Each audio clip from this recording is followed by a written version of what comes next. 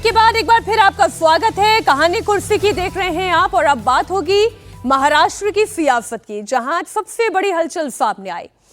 मराठी भाषा के मैटर पर ठाकरे ब्रदर्स एक बार फिर से एक मंच पर साथ आ गए। उद्धव और राज ठाकरे एक मंच पर हुए। करीब 1 घंटे तक दोनों ने संबोधन भी दिया। उद्धव ने सबसे बड़ा ऐलान किया, हम साथ आए हैं, साथ रहने के लिए आए हैं, हमारे बीच अंतर था जो खत्म हो गया है। राज ठाकरे ने कहा, देवेंद्र फडणवीस ने दोनों भाइयों को साथ ला दिया। यह महाराष्ट्र की जनता की ताकत है। मंच बड़ा था, दोनों भाई एक साथ थे, 20 साल के बाद साथ थे, तो सभी की निगाहें इस मंच पर भी टिकी हुई थी। और फिर जब बोले तो क्या क्या बातें कही, आप बयान सुन ले। म्हणून माझ्या भाषणाची सुरुवात करताना सन्माननीय राज ठाकरे आणि जमलेल्या माझ्या तमाम मराठी हिंदू बांधवांनो, भगिनींनो आणि मातांनो,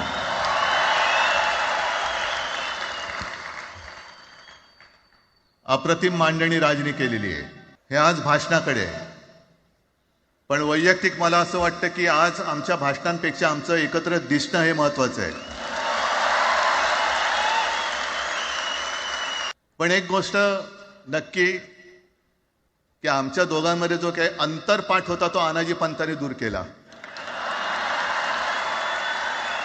एकत्र आलोय एकत्र राहण्यासाठी।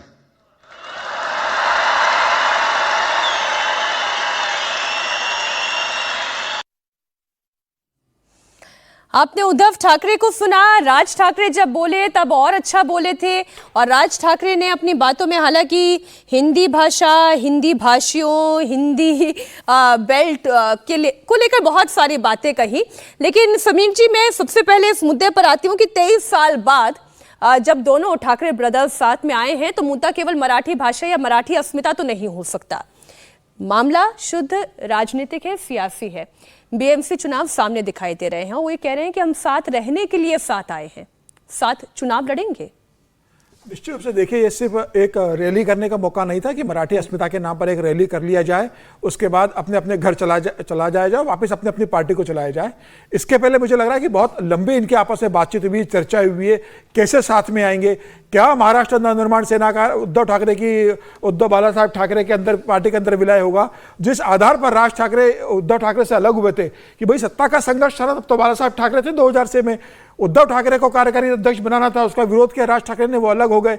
तो क्या अब राज ठाकरे की भूमिका क्या होगी, उद्धव ठाकरे की भूमिका क्या होगी, सत्ता का हस्तांतरण घर के अंदर किस तरीके से होगा, अमित ठाकरे जो राज ठाकरे के बेटे, उनके राजनीतिक भविष्य क्या होगा, उद्धव ठाकरे के बेटे जो बेटे अभी विधायक है, उनका राजनीतिक भविष्य क्या होगा। तो मुझे लग रहा है इसमें पूरा होमवर्क दोनों भाइयों ने किया है, इनके करीबी नेताओं ने किया है, और जो एक सहमति बनी होगी उसके बाद दोनों ने मन साझा किया है। लेकिन अब दोनों भाई जुड़े हैं तो यह भी तय है कि उद्धव ठाकरे का कांग्रेस से रिश्ता आज से बाद मुझे लगता है पूरी तरीके से खत्म हो गया, क्योंकि राज ठाकरे जिस तरह की राजनीति करते हैं वो कांग्रेस को स्वीकार नहीं होगी। और आज उन्होंने स्टेज पे आकर ये बता दिया है कि उद्धव ठाकरे और मैं मिलकर महाराष्ट्र की राजनीति करेंगे, अब मुझे महाविकास आघाड़ी की जरूरत नहीं है। अगर शरद पवार हमसे जुड़ना चाहते तो जुड़े, कांग्रेस से मैं अलग हो रहा हूं। आज मंच पे तो उन्होंने सुप्रिया ताई फुले का धन्यवाद ज्ञापित किया। नाबाल की तारीफ की सुप्रिया सुले की, कांग्रेस का कोई लीडर नहीं था। लेकिन आप राज ठाकरे उद्धव ठाकरे मंच पर आ रहे हैं तो यह सीधा संकेत है कि अब कांग्रेस से रिश्ता लगभग खत्म हो गया है। और बीएमसी का चुनाव संदेश नहीं है, बीएमसी चुनाव के बाद आपके 4 साल बाद आपको फिर लोकसभा चुनाव 2030 का लड़ना है, 2029 में लोकसभा लड़ना है, 2030 में फिर विधानसभा चुनाव आएंगे। तो अभी से ये विधानसभा चुनाव की तैयारी करेंगे। और बीएमसी का चुनाव इसलिए महत्व का है कि पैसा तो वहीं से आता है ना, कैडर को पैसा कहां से मिलेगा।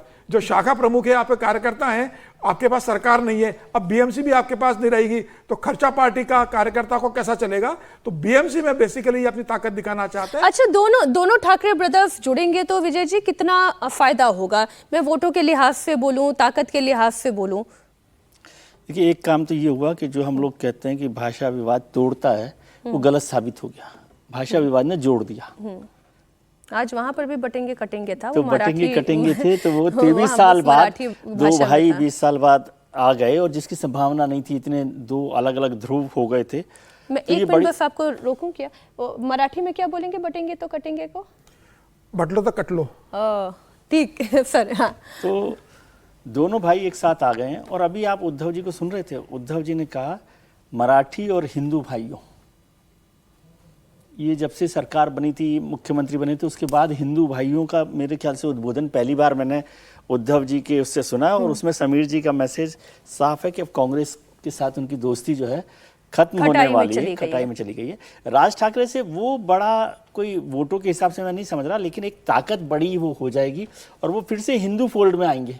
तो वहां आकर वो एक नई राजनीति कर सकते हैं, नई ताकत बना सकते हैं। क्योंकि उसकी, राज ठाकरे का एक तो राजनीतिक करियर अभी तो बहुत ही कमजोर था, लेकिन उनको भी ताकत मिलेगी और बीएमसी में दोनों लोग बेहतर कुछ कर पाएंगे। अभी तक मुझे नहीं लग रहा था, क्योंकि भारतीय जनता पार्टी की वहां पर बहुत ताकत बन रही थी, तो उसमें भी असर पड़ेगा। लेकिन मुझे लगता है महाराष्ट्र की पूरी राजनीति का भी एक बड़ा बदलाव होने वाला है। क्योंकि कल का एक और देखिए, देवेंद्र फडणवीस जी ने वो अपना फैसला वापस लिया, बिल्कुल, और उसमें भी फिर मराठा दिवस, अभिजात मराठा दिवस 3 अक्टूबर को मनाने की बात की है कि वो पर्व के तौर पर वो मनाएंगे। तो ओवरऑल फिर अच्छा, कांग्रेस की दुविधा तो ये रहेगी कि वो मराठी पॉलिटिक्स में नहीं जा सकती राष्ट्रीय पार्टी के तौर पर। अब वो सब मिलकर किस तरह से करेंगे, ये एक बड़ा बदलाव का संकेत है। और मैं तो, मुझे याद नहीं, समीर जी को हो सकता कि याद हो कि मुझे उद्धव जी के मुंह से ये उद्बोधन में हिंदू भाइयों का शब्द जो है ना, थोड़ा सा बहुत टाइम से गायब था, तो गायब था। तो ये हिंदू भाई फिर से याद आए हैं, फिर मराठी भी याद आए हैं और अपना भाई भी याद आया। तो उन्होंने वही बात जो बोली ना कि हम हिंदू हैं, मतलब मराठी हैं, लेकिन हिंदी नहीं है। हाँ, हिंदी नहीं है, तो वही है। तो लेकिन राज ठाकरे, देखिए उद्धव ठाकरे तो फिर भी अभी उनके पास ताकत है। राज ठाकरे की बात करें हर्षवर्धन जी, तो ना कोई उनका एमपी है, ना कोई उनका एमएलए है, ताकत उनकी कितनी बाकी है राजनीति के लिहाज से देखें तो वो भी अफसान पर दिखाई दे रही थी।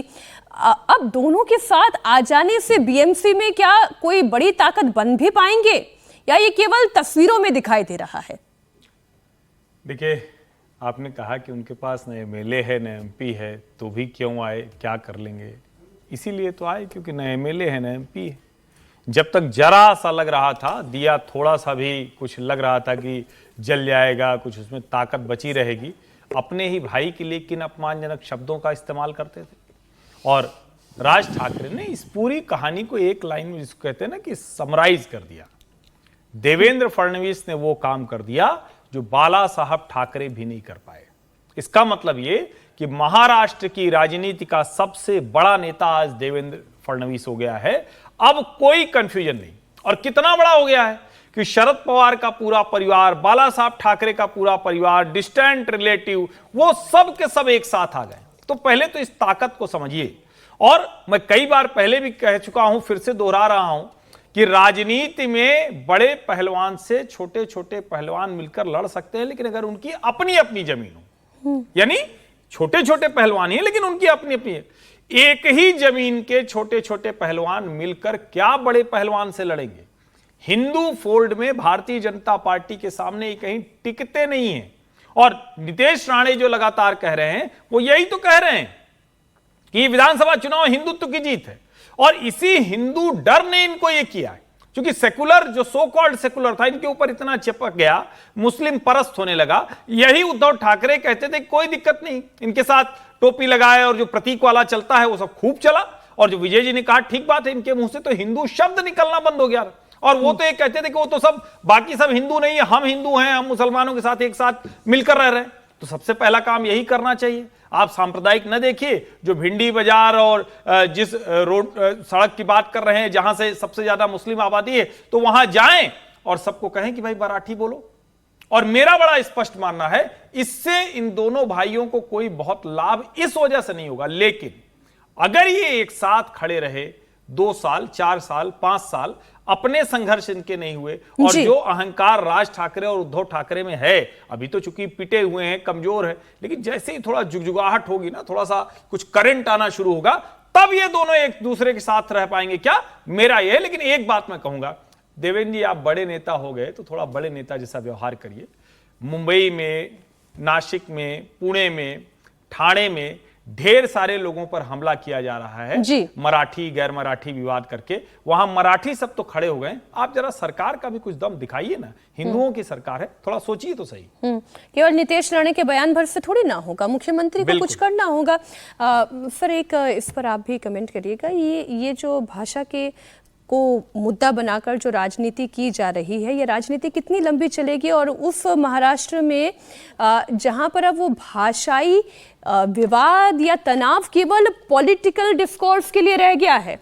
आप वहां की आबादी को देखें, अगर उत्तर भारतीयों को वहां से निकाल लिया जाए, गुजरातियों को वहां से निकाल लिया जाए, तो उनकी अपनी इकोनॉमी डिस्टर्ब हो जाएगी। बिल्कुल सही कह रहे हैं आप मीनाक्षी जी। आमची माटी आमचा मानस, जय महाराष्ट्र। इसका क्या मतलब है? इसका मतलब है कि मुझे महाराष्ट्र से उतना ही प्यार है जैसे कि मुझे दूसरे प्रदेशों से है। और दूसरी अहम चीज ये आ जाती है कि क्या कोई भी भाषा अपने में नीची या ऊंची है? नहीं, सभी भाषाएं महान हैं। तीसरी चीज आ जाती है कि हमारे देश को एक स्रोत में जो बांध दे, एक सूत्र में बांध दे, वो कौन सी भाषा है? वो सिर्फ एक ही है जो 47% पॉपुलेशन बोलती है, वो है हिंदी। और दूसरी बात है आर्मी के अंदर, चौथी बात, आर्मी के अंदर हम क्या करते हैं? आर्म्ड फोर्सेस में मराठा रेजिमेंट भी है, पंजाबी रेजिमेंट भी है, सिख रेजिमेंट भी है, और ऐसे करके जाट रेजिमेंट, कितनी रेजिमेंट है, वो अपने अंदर जरूर अपनी लैंग्वेज बोलते हैं, पर जब देश की बात आती है तो सिर्फ हिंदी बोलते हैं, और हिंदी में ही जोर का बोल के कहते हैं कि हमारे लिए देश सर्वोपम है और देश के ऊपर कुछ नहीं है, कोई भाषा नहीं है, कोई स्टेट नहीं है। मैं ये पूछना चाहता हूं कि क्या कल महाराष्ट्रियन जाएगा आंध्र प्रदेश में तो क्या वो तेलुगु में ही सिर्फ बात करेगा? अरे तेलुगु आप ABC भी नहीं बोल पाएंगे, इतनी मुश्किल लैंग्वेजेस हैं तेलुगु, तमिल और दूसरी लैंग्वेजेस। रूरल एरियाज में चले जाएं तो आप वो लैंग्वेज भी नहीं बोल सकते। और जितनी ज्यादा भाषाएं आप बोल सकें, आपके बच्चे बोल सकें, उतना आपके लिए बेहतर है। आप महाराष्ट्र क्या आइसोलेशन में इंडिया में रह सकता है? नहीं रह सकता। नहीं, आप स्कूल में इसे अनिवार्य नहीं करना चाहते हैं हिंदी को, क्योंकि आप कहते हैं कि भाषा थोपी नहीं जा सकती, लेकिन आप चाहते हैं कि आपके समाज में, आपके शहर में दुकान लगाने वाला व्यापारी मराठी में बात करे। अरे क्यों बात करे भाई, फिर वो भी क्यों बात करे? आप उसके ऊपर क्यों भाषा थोपना चाह रहे हैं? कहानी कुर्सी की देखते हुए यवतमाल से एक मित्र का संदेश है कि पूरे विदर्भ में 2 मराठी मिलते हैं तो वो हिंदी में बात करते हैं। मुंबई में खुद 4 वर्ष रहा हूं, ये मारामारी, गुंडागर्दी, दबाव वो अपनी बात है। कहीं भी आप जाइए लोग हिंदी में बात करते हैं और मराठी में बात करता है तो सामने वाला धीरे धीरे मराठी समझने लगता है। इसमें क्या दिक्कत है? अरे वो तो आप कह रहे हैं ना, कोई समस्या ही नहीं। अरे राज ठाकरे तो कह रहे हैं कि अब अगर आप किसी की पिटाई करें, मतलब गुंडागर्दी करें ना, तो उसका वीडियो मत बनाएं। नहीं कहा मारो, लेकिन वीडियो मत वही मैं कह रही हूं, मारो, गुंडागर्दी करो, तो वीडियो मत बनाओ। गुंडागर्दी वो नहीं कह रहे, वो तो कह रहे मारपीट वाली बात कह रहे। मैं तो ये कह रही हूँ मारपीट ही है तो गुंडागर्दी है। आप गुंडागर्दी करने का लाइसेंस खड़े मंच पर होकर दे रहे हैं। मारो तो वीडियो मत बनाओ, थप्पड़ मारो, थप्पड़ मारना अलाउड है। लेकिन अगर कोई, बाकी मैं देख लूंगा, अगर कोई भी एनकरेज करता है वायलेंस के लिए, क्या हमारे लॉ के अगेंस्ट नहीं है ये? क्या उनके ऊपर एक्शन नहीं लेना चाहिए हमको? क्या हम इसको हमेशा एनकरेज करना चाहिए? और इसी वजह से सर एक्शन ले लिया जाएगा तो फिर राज ठाकरे की वाहवाही होने लगेगी ना। देखिए मेरे खिलाफ एक्शन ले लिया जाए तो और हीरो हो जाएंगे। ये एक राजनीतिक पॉइंट आ जाता है कि अगर एक्शन लेंगे तो फिर वो यूनाइट करा लेंगे सबको नीचे और उनके वोट बढ़ जाएगी। लेकिन मेरी बात पूरे भारत के साथ है, मेरी बात हर महाराष्ट्रियन के साथ है। क्या हम एनकरेज करें गुंडागर्दी को? कल ये आपका इस्तेमाल करके आपकी फैमिलीज के अगेंस्ट भी वही करेंगे जो आज ये कह रहे हैं कि दूसरों को करने के लिए, नॉन महाराष्ट्रियंस के अगेंस्ट। अब एक खबर आई है गाजियाबाद से। गाजियाबाद में अवैध मजार को लेकर आज घमासान बढ़ता नजर आया। मेयर सुनीता दयाल की मौजूदगी में जीटी रोड पर मजार को तोड़ा गया। मेयर का कहना यह है कि कब्र को मजार का रूप देकर सरकारी जमीन पर कब्जा करने का प्रयास किया जा रहा था। दरअसल जीटी रोड पर नया गाजियाबाद मेट्रो स्टेशन से थोड़ा पहले सड़क किनारे ग्रीन बेल्ट की जमीन पर अवैध मजार बना दी गई थी। मेयर ने करीब 2 महीने पहले मजार को हटवाया भी था, लेकिन इसके बावजूद दोबारा से मौके पर अवैध मजार बना दी गई। अब ये तस्वीरें आपके सामने हैं। नगर निगम ने जीटी रोड पर इस मजार को भी तोड़ने का काम किया है।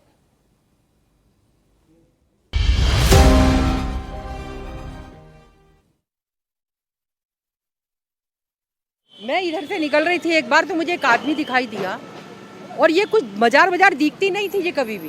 पेड़ ही पेड़ थे, मुझे लगा पेड़ भी हल्के हो गए बीच में से। मैं रुकी और आई, उसे बुलाया, मैंने कहा क्या बात है, यहाँ क्या कर रहे हो आप? तो बोला जी कुछ नहीं, सफाई कर रहा हूँ। मैंने कहा हमारे माली है ना सफाई करने। फिर मैंने देखा ये ऊंचा सा चबूतरा बन गया देखते ही देखते। मैंने कहा अब मत आना आप। मैंने प्यार से समझाया, अगर आओगे तो मैं रिपोर्ट दर्ज कराऊंगी और आपका इलाज करूंगी। उसे समझ में नहीं आया जी। उसने तो यहाँ पर पूरा तंबू तान के 50-100 लिफाफे प्रसाद के लगा के, अगरबत्ती धूपबत्ती लगा के, चदरें टांग दी, पेड़ काट के चबूतरा बना दिया। क्या मतलब है अतिक्रमण करने का? जिहाद है या और है क्या ये? मैं नियमित सफाई कराती हूँ, उनसे भी कहती हूँ कि एक हद में रहिए, अपना कारोबार करिए। अपने पिताजी की कब्र उसने इतनी ऊंची बनाई है। अरे अपने माता पिता को तो लोग श्रद्धांजलि देते हैं, अपने खेत में इतनी ऊंची कब्र बना लेते। गाजियाबाद में मजार के बाद नमाज को लेकर भी कंट्रोवर्सी हुई। गाजियाबाद कलेक्ट्रेट कैंपस के अंदर नमाज पढ़ने का वीडियो सामने आया, जहां मुस्लिम समाज के कुछ लोग सार्वजनिक पार्क एरिया में नमाज पढ़ते हुए दिखाई दिए। 2 दिन पहले का ये वीडियो सामने आने के बाद हिंदू संगठनों ने प्रोटेस्ट शुरू कर दिया। प्रशासन को लेटर भी लिखा गया, इसे रोकने की मांग भी उठी। अगले दिन शुक्रवार को कैंपस के अंदर पुलिस तैनात कर दी गई। इस पूरे मैटर पर बीजेपी विधायक ने कहा कि कुछ लोग माहौल बिगाड़ना चाहते हैं। जिन्होंने कैंपस के अंदर नमाज पढ़ी है उन पर कार्रवाई होनी चाहिए।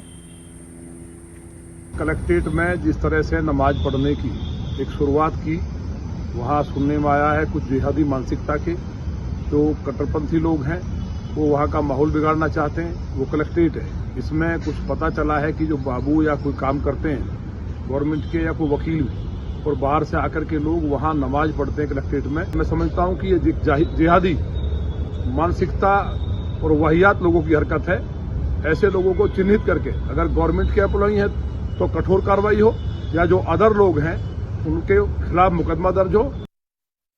अब देखिए इसमें 2 पहलू हो सकते हैं हर्षवर्धन जी। कलेक्ट्रेट है, उसकी ज़मीन है, तो कलेक्ट्रेट में कलेक्ट्रेट से जुड़ा हुआ काम होना चाहिए। अगर कहीं अवैध रूप से कहीं मज़ार तैयार कर दी गई है तो उसका डिमोलिशन होने का काम होना चाहिए। लेकिन अगर नमाज किसी को पढ़नी है तो जाए कहाँ? अब जिसका जो वक्त है, वक्त की नमाज है, वो पढ़ने के लिए उसको जगह भी तो चाहिए। नहीं देखिए, मुझे लगता है कि ये दोनों पक्ष है। एक तो ये है कि ठीक बात है कि हर जगह आप कोई नमाज पढ़ रहा है उसको एतराज करने चले जाएं, ये भी बहुत अच्छा नहीं है। लेकिन इसका एक पहलू ये भी है, ये बहुत लंबी बातचीत हो गई। अब छोटा समय नहीं रहा है जब से भारत में मुसलमान आए, मुसलमान बने, मुसलमान रह रहे हैं। क्या उनको ये बात कतई नहीं समझ में आती है कि एक बड़ा वर्ग है जिसको ये थ्रेट लगता है कि आप कुछ समय तक एक पार्क में नमाज पढ़ना शुरू करते हो, उसके बाद वो पार्क नहीं रह जाता है। आप अगर दिन में 2 बार 3 बार या 1 बार भी नमाज पढ़ने जा रहे हैं तो जरा बताइए उस पार्क की क्या स्थिति रह जाएगी। जैसे यही जो पार्क सामने दिख रहा है, तो मुझे लगता है इस वाली जो सामाजिक जो डर है, जो मानसिकता है, उसको भी सोचना चाहिए। दूसरा पहलू तो एकदम खतरनाक है कि आप मजार बना ले रहे हैं कहीं अवैध, वो तो पूरी तरह से कानून व्यवस्था का मसला है। अब इसके बाद क्या होता है, कोई हिंदू संगठन के नाम पर, कोई अपनी राजनीति चमकाने के नाम पर वहां जाता है और फिर सांप्रदायिक विवाद खड़ा हो जाता है। मेरा बड़ा स्पष्ट तौर पर मानना है इस मामले में कुछ तो नियम कानून स्ट्रिक्ट तय होने चाहिए। दूसरा, मुस्लिम समाज को भी ये तय करना चाहिए, नमाज पढ़ना है कहीं एक जगह जाकर पढ़ना है, क्या मस्जिद उस जगह बिल्कुल नहीं है, ये सब भी देखना। और अगर नहीं है तो उसके लिहाज से उनको सोचना चाहिए कहां व्यवस्था करें। लेकिन इस तरह के पार्क में अक्सर देखा गया और कई जगह ये हुआ भी है कि अगर वहां लगातार खुले में या मैदान में या पार्क में हो गया तो कुछ समय बाद वक्फ की संपत्ति भी हो जाती है। अब ये जैसे कोई मतलब एक घटना नहीं, ऐसी जाने कितनी घटनाएं हैं। ठीक, मैं इस मज़ार की ही बात कर लूँ तो मेयर ने क्या गलत कहा, जो कह रही थी कि भाई अगर आपके अपने परिवार के कोई हैं, आपके अपने कोई बड़े कोई हैं, तो फिर आप अपने खेत में जाकर अपनी ज़मीन, खरीदी हुई ज़मीन पर आप फिर मज़ार बना लें। ऐसे थोड़ी ना होगा जहां मन किया वहां पे आप सरकारी ज़मीन पर मज़ार बना देंगे। वो तो मसला ये है, मेयर जो कह रहे हैं वो कह रहे हैं कि ये थी नहीं, वो ज़बरदस्ती उस पर मजार बना दी गई है। कोई उस तरह का वहाँ पर व्यवस्था ही नहीं थी, वो जगह थी, उसको कब्जा कर लिया गया और उसको तोड़ दिया गया, और इसीलिए कोई बहुत बड़ा विरोध वहाँ पर दिखाई नहीं दे रहा। बहुत सारे लोग इस तरह की बात लगातार करते रहते हैं। वो जो कह रहे हैं ना कि वक्फ की ज़मीन हो जाए कल को, आपको क्या पता ही नहीं चलेगा, धीरे धीरे करके वो ऐसा हो सकता है। और ये जो सार्वजनिक स्थानों पर नमाज का भी मसला है ना, उसमें 2 बातें हैं। एक तो ये कि हर दिन इस मसले पर आपत्ति करना भी कोई ठीक बात नहीं है। दूसरा, क्योंकि कोई बड़ी नमाज नहीं है तो मुझे नहीं लगता कि गाजियाबाद में मस्जिदें नहीं है कि वहाँ पर जाकर आप नमाज पढ़ें। यदि बहुत दूर हो रहा है, कुछ ऐसी मसला हो तो उसको भी ध्यान में रखना चाहिए। दोनों चीज़ों को पक्ष पर आपको ध्यान रखना है कि क्या ऐसी ज़रूरत है, क्योंकि कोई ईद की नमाज होती है, बड़ी नमाज होती है तो आपको ज़्यादा जगह की ज़रूरत होती है, तो समझ में आता बात। इतने लोग तो हर दिन कोई भी मस्जिद छोटी से अब छोटी अगर मान लीजिए 15-20 लोग भी हैं तो या कलेक्ट्रेट परिसर में के ही अगर कर्मचारी है मान लीजिए, तो वहीं आपके कलेक्ट्रेट में कोई परिसर में आप एक कमरा दे दें, चिन्हित कर दें कि भाई आप यहाँ पर अपनी नमाज पढ़ लें। गार्डन क्या प्रार्थना स्थल होना चाहिए? सार्वजनिक स्थान क्या प्रार्थना स्थल होना चाहिए? मुझे लगता है ये बहुत गैर कानूनी है भाई। गार्डन और जो बना है उसके तो नहीं बना है कि आप वहां जाके नमाज पढ़ेंगे। आपके लिए मस्जिदें बनी हुई है, आप मस्जिद में जाके पढ़िए। अगर से आपको लगता है कि भाई संख्या ज्यादा है, मस्जिद में जगह कम है, थोड़ा इंतजार कर लीजिए, आप ग्रुप में जाइए, पहले 50 लोग जाइए, उसके बाद दूसरे 50 लोग जाके पढ़िए। आप सार्वजनिक स्थल के अंदर जो भाई सार्वजनिक स्थल है उस जगह का इस्तेमाल अपने नमाज के लिए पढ़ते हो, फिर वहां एक छोटी सी जगह घेर लेते हो, फिर वहां उसका कंस्ट्रक्शन कर देते हो, फिर वहां हार फूल चढ़ा देते हो और फिर आप कह देते हो कि यहाँ तो हमारी भाई छोटी सी पूजा स्थल बन गया है। तो मुझे लग रहा है कि इस तरीके से चीजों से बचना चाहिए। और जब मालूम है कि इस तरीके से प्रवृत्ति बनती जा रही है और सरकार लगातार सरकारी जमीन का अतिक्रमण इस तरह से किया जा रहा है, तो प्रशासन को भी ध्यान रखना चाहिए कि भाई इस तरीके से आपकी जगह का कोई अतिक्रमण न करे और जहां अतिक्रमण हुआ सरकारी जमीन का वो तत्काल जगह खाली कराई जाए। जगह को तो खाली कराया ही गया, कम से कम जहां मजार है वहां पर तो साफ किया ही गया। सर इस पे मैं एक ही लाइन बोलना चाहता हूं इस पे कि क्या सऊदी अरेबिया में, ओमान में या दूसरे मिडिल ईस्ट देशों में जाके आप किसी भी पार्क के अंदर बना सकते हैं कोई भी रिलीजियस स्ट्रक्चर? नहीं बना सकते। तो भारत में क्यों? ये सिर्फ भारत में हो सकता है। और भारत में कई बार कंट्रोवर्सी भी हो जाती है। हमने बीते कुछ सालों में तो ये कंट्रोवर्सी को बहुत बड़ा मसला बनते हुए भी देखा है। अच्छी बात यह है कि अभी तक ये इतना मसला बड़ा हुआ नहीं, होने से पहले ही इस पर एक्शन ले लिया गया, वरना क्या पता हम यहीं खड़े होकर फिर चर्चा ये कर रहे होते कि यहाँ पे तानाशाही वाली लाइनें भी बोली जा रही हैं, यहाँ पर धक्का मुक्की भी हो रही है, हो सकता है ईंट पत्थर भी चल जाते हैं, क्योंकि कुछ शहरों में हमने देखा इस तरीके की घटनाएं हुई।